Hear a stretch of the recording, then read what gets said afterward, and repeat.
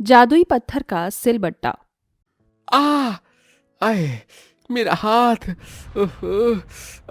जितना भी अपने हाथ पैर बचाकर काम करूं फिर भी चोट लग ही जाती है। आई। इतना बोलकर श्याम एक कपड़े का टुकड़ा लेकर अपने हाथ पर बांध देता है और उसके बाद फिर से पत्थर तोड़ने लगता है। शाम होते ही श्याम को उसके दिन भर की दिहाड़ी मिलती है, जिसे लेकर वो अपने घर जाता है। पापा आ गए, पापा आ गए। हमारी चॉकलेट कहाँ है? आपने कहा था कि आज शाम को आते हुए आप हमारे लिए चॉकलेट लेकर आएंगे। बच्चों, आज भी तुम्हारे पापा की बहुत कम कमाई हो पाई है, इसलिए मैं तुम्हारे लिए चॉकलेट नहीं ला पाया, लेकिन मैं वादा करता हूं कल तुम्हारे लिए जरूर चॉकलेट लेकर आऊंगा। अपने पिता की बात सुन रवि और रितु दोनों उदास हो जाते हैं और फिर बिना कुछ कहे वहां से चले जाते हैं। ये क्या जी, आज फिर आपके हाथ पर चोट लग गई? ये चोट तो काफी गहरी लग रही है। आपने इसे डॉक्टर को दिखाया? रोज रोज अगर डॉक्टर को मैं अपनी चोट ही दिखाता रहा तो सारे के सारे पैसे तो दवाइयों में ही चले जाएंगे। मैं किसी बड़ी सी कंपनी में कर्मचारी तो नहीं हूं जो आराम से अपनी सीट पर बैठा बैठा काम करूंगा। हर एक मजदूर हूं, पहाड़ों पर पत्थर तोड़ के 2 वक्त की रोटी कमाता हूं। इसमें तो चोट लगना जाहिर है। शाम की बात सुन कीर्ति रोते हुए चूल्हे के पास जाती है और सबके लिए खाना परोसती है, जिसके बाद सारा परिवार रूखा सूखा खाकर ही आधे भरे पेट के साथ सो जाता है। सुबह होते ही शाम पहाड़ों पर पत्थर तोड़ने के लिए चला जाता है। वहीं कीर्ति दूसरों के घरों में काम करने के लिए चली जाती है। जरा जल्दी जल्दी हाथ चला। हाथों में क्या मेहंदी लगी है जो इतने धीरे धीरे बर्तन धो रही है? मालकिन, क्या मुझे मेरी तनख्वाह में से कुछ पैसे मिल सकते हैं? घर में राशन खत्म हो गया है। कल भी मेरे पूरे परिवार ने आधी आधी रोटी खाकर अपना गुजारा किया। 2 हफ्ते पहले ही तुझे मैंने तेरी तनख्वाह दी थी और इतनी जल्दी तेरी तनख्वाह खत्म भी हो गई। मैं सब जानती हूँ। ये तुम जैसे गरीब औरतों के हम लोगों से पैसे ऐंठने के बहाने होते हैं। कोई पैसे वैसे नहीं मिलने वाले, समझी? अपनी मालकिन की बात सुन कीर्ति आंखों में आंसू लिए बिना कुछ कहे बर्तन धोने लग जाती है। वहीं दूसरी तरफ, ये क्या सेठ, आपने आज भी मेरी आधी दिहाड़ी काट ली। अगर आप रोज रोज ऐसे ही मेरी दिहाड़ी काटते रहेंगे तो मेरा परिवार तो एक दिन भूखा ही मर जाएगा। अरे दिहाड़ी ना काटूं तो और क्या करूं? हाँ, जब आज दोपहर में सारे मजदूर काम कर रहे थे तो तू आराम से बैठा हुआ था। सेठ, मैं बैठा हुआ नहीं था। काम करते करते एक पत्थर का टुकड़ा मेरे पैर में चुभ गया था और मेरे पैर से खून निकल रहा था, इसलिए मैं बस 10 मिनट के लिए बैठ गया था। लेकिन उसके बाद भी मैंने 10 मिनट आज एक्स्ट्रा ही काम किया है। तो आप मेरी दिहाड़ी क्यों काट रहे हैं सेठ जी?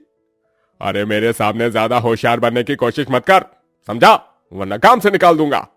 काम से निकालने की धमकी सुन श्याम अपने सेठ से और कुछ नहीं कहता और आधी दिहाड़ी लेकर ही घर लौट आता है। बहुत दर्द हो रहा है। अब दर्द बर्दाश्त से बाहर है। मैं अब इस दर्द को और बर्दाश्त नहीं कर सकती हूँ। मेरा पेट। माँ जी, संभालिए अपने आप को, आपको कुछ नहीं होगा। लगता है बहू, मेरे जाने का समय हो गया है।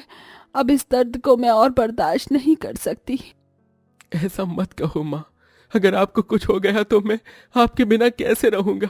मैं आपको कुछ नहीं होने दूंगा। श्याम की मां मोहिनी को पथरी होती है। डॉक्टर ने श्याम और कीर्ति को ऑपरेशन की सलाह दी थी, लेकिन पैसे न होने की वजह से दोनों ही पति पत्नी मोहिनी का इलाज नहीं करवा पा रहे थे। रोज रोज मोहिनी को ऐसे दर्द में तड़पता देख कीर्ति और श्याम की आंखों में आंसू आ जाते हैं, लेकिन अपनी गरीबी और मजबूरी की वजह से वो लोग कुछ भी नहीं कर पा रहे थे। सिलबट्टा ले लो, सिलबट्टा। बहन जी, सिलबट्टा ले लीजिए। भाई साहब, आप तो सिलबट्टा ले लीजिए। लगता है आज भी कोई सिलबट्टा नहीं खरीदेगा और मुझे भूखे ही सोना पड़ेगा। ये कहते हुए वो बूढ़ी अम्मा सिलबट्टा बेचने की कोशिश करती है, लेकिन कोई भी उस बूढ़ी अम्मा से सिलबट्टा नहीं खरीदता। भरी धूप में खाली पेट बैठने की वजह से उस बूढ़ी अम्मा को चक्कर आने लगता है और वो बेहोश हो जाती है, जिसे वहां से गुजर रही कीर्ति देख लेती है। कीर्ति जल्दी से उस बूढ़ी अम्मा के पास जाती है और उसे होश में लाने की कोशिश करती है। अम्मा उठिए, आप ठीक तो है ना? बेटा, सर घूम रहा है, चक्कर आ रहे हैं। 3 दिनों से कुछ भी नहीं खाया है। मैं अकेली बूढ़ी औरत सिलबट्टा बेच बेच कर अपना पेट पालती हूँ, लेकिन अब तो लोगों ने सिलबट्टा खरीदना ही बंद कर दिया है। आप यहीं रुकिए, मैं भी आती हूँ। कीर्ति जल्दी से अपनी घर दौड़ती हुई जाती है और घर में रखी प्याज और रोटी लेकर उस बूढ़ी अम्मा के पास आती है। अम्मा, मेरे पास खाने के लिए इस प्याज और रोटी के अलावा कुछ नहीं था। इसे खा लीजिए, इसे खाकर आपके शरीर में थोड़ी ताकत आ जाएगी। बिटिया, अब इस उम्र में कुछ भी सूखा गले से निकला नहीं जाता। मेरे पास ये 2-4 हरी मिर्च और धनिया है, इन्हें तो इस सिलबट्टे पर पीस कर मेरे लिए चटनी बना दे। कीर्ति जल्दी से हरी मिर्च और धनिया सिलबट्टे पर पीसती है और चटनी बनाकर उस बूढ़ी अम्मा को दे देती है, जिसके बाद वो बूढ़ी अम्मा पेट भरकर रोटी प्याज और चटनी खाती है। वहीं कीर्ति भी अपने घर आ जाती है। वो बूढ़ी अम्मा कीर्ति के घर से थोड़ी ही दूरी पर सिलबट्टा बेचती थी, जिसके चलते जब भी उस बूढ़ी अम्मा को जब भी प्यास लगती तो वो कीर्ति के घर पर पानी मांगने के लिए आ जाया करती। ऐसे ही समय गुजरता रहता है और एक दिन, बिटिया, घर में कोई है क्या? अरे अम्मा, आप आइए आइए। बेटा, आज भी किसी ने सिलबट्टा नहीं खरीदा। कल रात से मैंने कुछ नहीं खाया है, कुछ खाने को मिलेगा क्या? घर में तो सिर्फ एक रोटी और थोड़ी सी सब्जी बची है, वो भी मैंने मेरे लिए रखी थी। मैं तो एक समय की भूख बर्दाश्त कर सकती हूँ, लेकिन अम्मा कैसे करेंगी? एक काम करती हूँ, इन्हें ही वो सब्जी और रोटी लाकर दे देती हूँ। कीर्ति उस बूढ़ी अम्मा को अपने हिस्से की रोटी सब्जी लाकर दे देती है और बूढ़ी अम्मा रोटी सब्जी को खा लेती है। बिटिया, तूने मेरी इतनी बार मदद की है, इसके बदले मैं तुझे कभी भी कुछ नहीं दे पाई।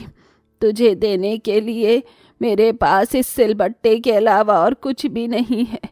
तू ये सिलबट्टा रख ले। लेकिन अम्मा, मैं सिलबट्टे का क्या करूँगी? तू भी तो मेरे तरह गरीब है।